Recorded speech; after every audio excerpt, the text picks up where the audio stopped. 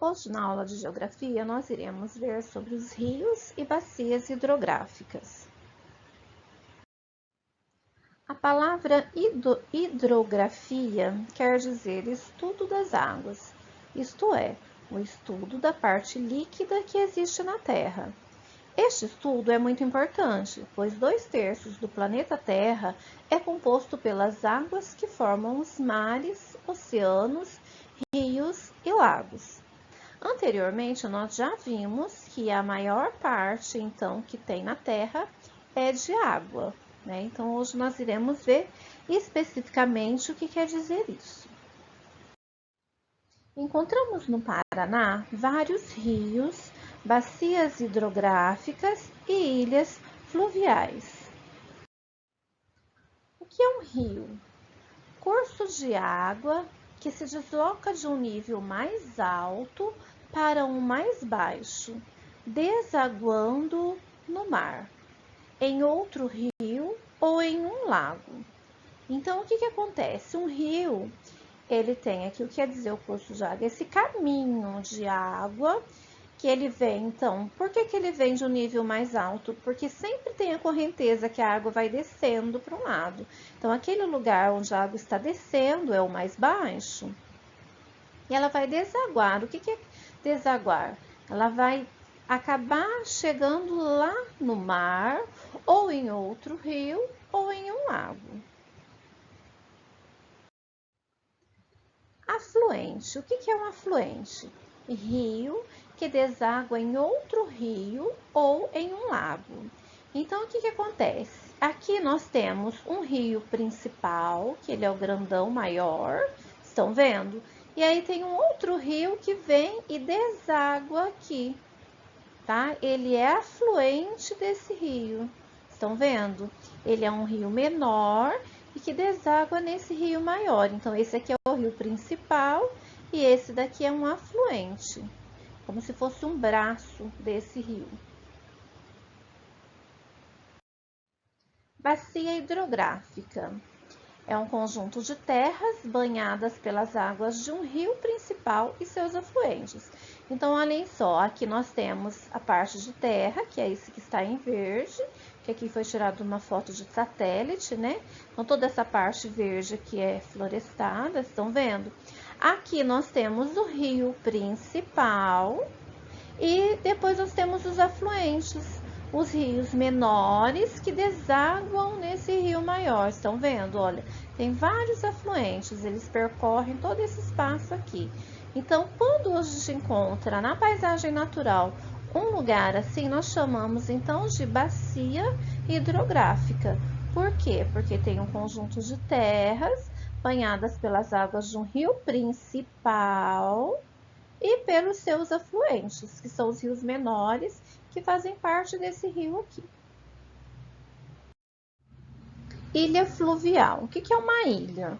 Uma ilha é uma porção de terra cercada, tá? Então, aqui nós temos um espaço aqui que é terra, estão vendo? E em volta tudo água.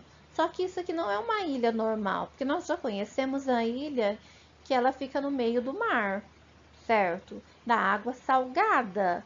Por quê? Mar tem água salgada e os rios, os lagos, eles são chamados de água doce, porque a água não contém o sal que tem no mar, tá? Então, fluvial por quê? Porque ela é uma ilha que fica em um espaço, estão vendo aqui? É um rio com água doce e não água salgada. Então, ela é chamada de ilha fluvial. Agora nós vamos falar um pouquinho sobre o clima. O frio, o calor, as chuvas, a seca, os ventos constituem um clima de uma região. Existem vários tipos de clima. Quando esfria ou esquenta, ou começa a chover ou ventar, dizemos que o tempo mudou. As mudanças do tempo numa região durante um certo período é o que define o tipo de clima que ela apresenta. O clima é estudado pela meteorologia. Um dos trabalhos importantes realizados pela meteorologia é a previsão do tempo, que consiste em indicar com certa antecedência como serão as condições do tempo. Vocês já viram no jornal, na TV, quando fala assim, que vai dizer sobre o clima, como que vai estar o dia amanhã? Então, quem faz aquilo lá, quem estuda meteorologia, estuda o clima. E aí eles vão dizer se vai estar mais frio que hoje, mais quente que hoje, se vai chover, daqui quantos dias vai chover. Pelo celular também tem um aplicativo que a gente consegue visualizar como que vai ser os próximos dias.